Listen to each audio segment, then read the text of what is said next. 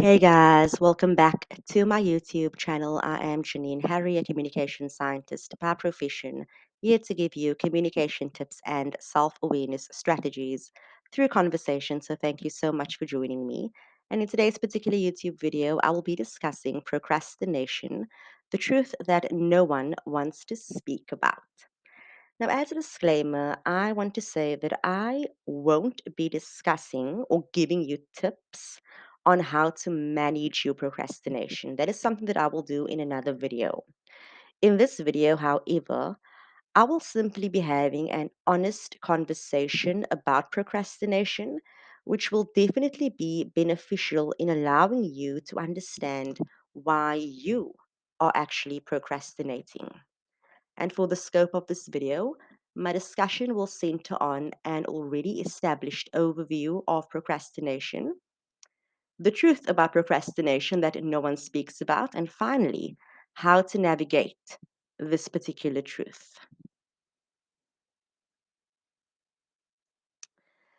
Now, procrastination is the delay or the putting off of something that needs to be done. And of course, when we finally do what needs to be done after we have enjoyed our procrastination session, we will run into time issues. So you will find at the end of the day that hey, I now don't have time to do what needs to be done. So you will find yourself in a situation where you are saying something like, "Oh, I've got so much to do and so little time." So it will definitely be a situation of time constraints versus your workload. And procrastination definitely comes with negative consequences because whatever we need to do is always set against certain deadlines. And when we do not meet certain deadlines, we do run into problems. This is also true of the domestic space. If a stay at home mom procrastinates and puts off cooking dinner, the negative consequence is that the family will not have anything to eat that night. If the stay at home mom puts off doing the laundry, the negative consequence is that the family will have no clean clothing to wear. So, of course, as mentioned, procrastination does lead to many negative consequences. Now, most often, it is believed that procrastination comes about as a result of people having ineffective time management skills. And although this may be the case, I strongly believe that it is important for us to not simply just speak about the solutions to time management, but it is also important of us that we speak about procrastination simply for what it is. And it's only once we actually understand procrastination simply for what it is that we can then go ahead and find certain solutions that work for us regarding our respective forms of procrastination. So let's get into the actual truth about procrastination. So, procrastination is not solely something, as I say, that we should simply just overcome. Instead, we should be able to see procrastination simply for what it is. Now, but it is at this point that I want to give you a little example. Okay. I want you to see your procrastination like a crying toddler or a crying baby. If that child is crying, you will not tell that child, "Oh, just get out of my sight. I don't want to see you." You would not ignore that crying child. Instead, you will be curious as to why that child is crying. You will try to find out exactly what is happening and what has caused this particular child to cry. And I want you to see your procrastination like a crying child. I want you to be curious about your procrastination and ask yourself, what exactly is my procrastination trying to tell me? Because most often we think that procrastination is something that we should just get rid of or find a solution to get rid of. But instead of finding solutions to getting rid of our procrastinating habits, we should actually be curious about why we are procrastinating. And that means, as I said, asking yourself, what is my procrastination trying to tell me? And the reality is that procrastination actually gives us very deep and factual insight into seeing if the responsibilities required of us are things that we want to do or things that we do not want to do.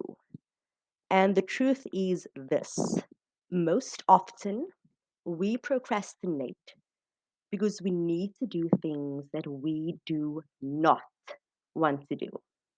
Now, think about it this way: when you decide to do some retail therapy, or watch a movie, or spend time with friends, or go on a road trip, do you need any type of motivation or pep talk to do this? Of course not. You need zero motivation to do those things because those are the things you want to do. Nobody needs to ever force you to do shopping, or nobody even needs to force you to play a game or to have fun, because those are things you want to do. Those are things that you are passionate about doing. And when you are passionate about doing something, you do it almost effortlessly. When we are passionate about the things that we want to do, we will never procrastinate. It is only when we are required to do things that we actually don't want to do that we end up procrastinating. And this is the truth that nobody is ready to face. Nobody is actually ready to face the fact that, hey, instead of me trying to overcome my procrastination, let me actually see the truth about my procrastination. And the truth is that my procrastination is giving me insight into the fact that I am doing something that I actually don't want to do. Now, there are two parts to dealing with this particular truth about procrastination. Firstly, you need to see, as I said, you need to see procrastination for what it is. And by seeing procrastination for what it is, you will realize that your procrastination is giving you insight that you are doing things that you do not actually want to do. And you need to accept the reality of this instead of being in denial. And I will give you a little example of why people are in denial about this particular truth. Let's say, for example, you are in a job that you do not enjoy. The reality is that you are probably procrastinating quite a bit. Okay? So when you actually realize that you are procrastinating because you are in a job you do not want to do, this will allow you to see that you might need to change your career, or you might need to just, quit your job.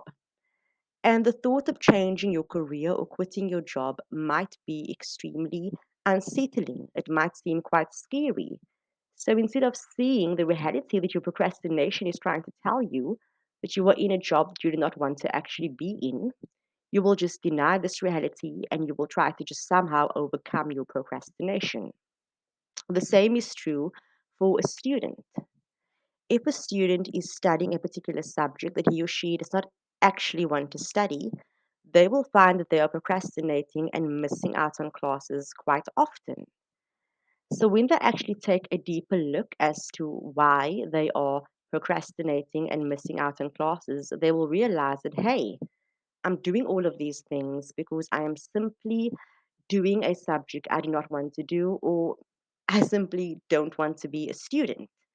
And to admit that truth might be quite difficult because, hey, mom and dad really wants me to study, and I feel really pressured to study. So the truth is that you need to accept the reality of what is. You need to accept the fact that most often than none, you are procrastinating because you are in a situation that you do not want to be in. And this does not mean that you need to simply just give up your job or give up your studies, but acceptance is step number one. Because to accept something for what it is means that you are paving the way for making new choices for your future. And I can honestly say that acceptance of reality feels so amazing. It comes with such great freedom. But when you are in denial about the reality of what is, that feels very constricting. That is a very painful space to be in. So this is not just simply about letting go of the things that you don't want to do from the get go, but it is getting clear about the fact that, hey, I might be finding myself in situations that I don't want to be in. I need to accept that. And with acceptance, What opportunities will come my way? With acceptance, be open then to the opportunities and new choices that you will need to make. So, acceptance of this is key.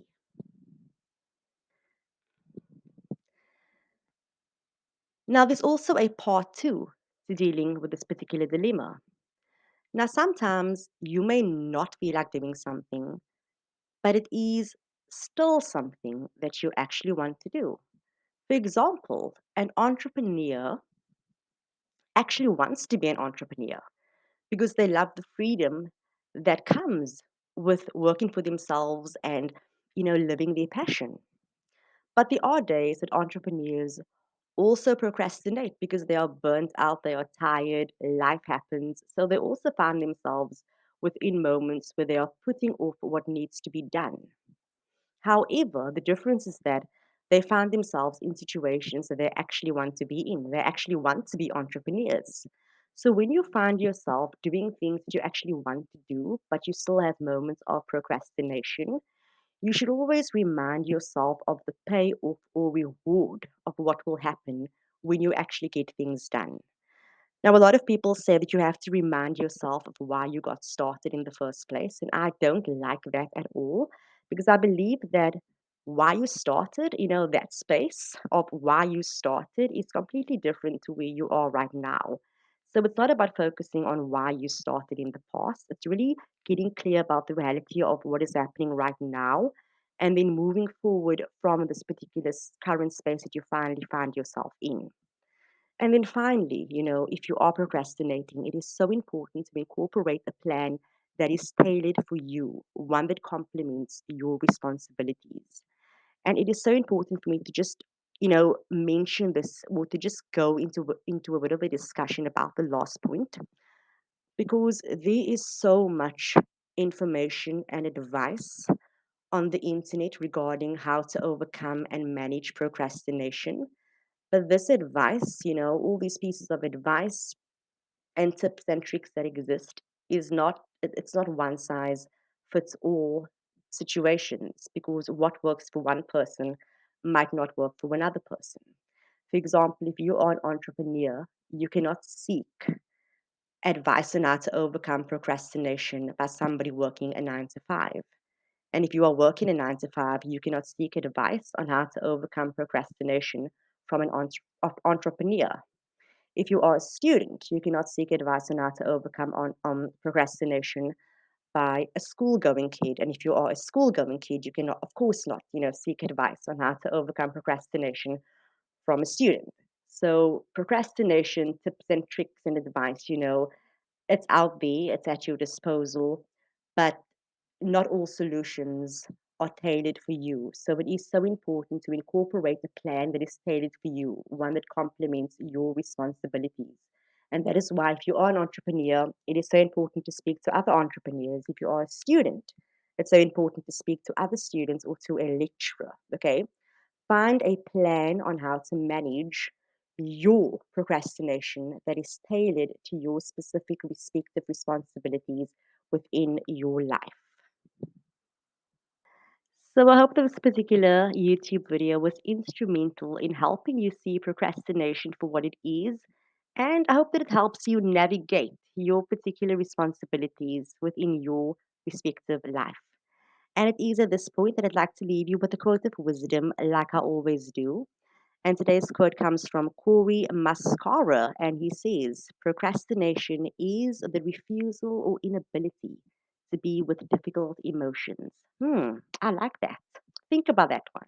I love that. Think about it, okay? So if you'd like to stay in touch with me, you can subscribe to my YouTube channel. I'll also have resources available on my Patreon from March 15th, 2025. So you can check out that link under my YouTube posts.